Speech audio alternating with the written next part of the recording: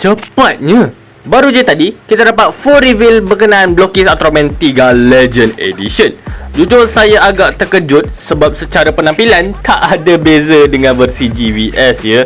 Untuk option part dah dijamin dapat yang berkenaan seperti 3 slash, Zyperion Charge, Zyperion Beam, Stand Base dan 5 pasang tangan alternatif. Pertanyaannya, adakah form 3 yang lain akan mendapatkan Legend Edition juga? Macam Power Type atau Sky Type ke? Sebab kalau Blockist nak untung, 3 ni tinggal tukar warna sahaja. Nak lagi bagus, masing-masing dapat option part sendirilah.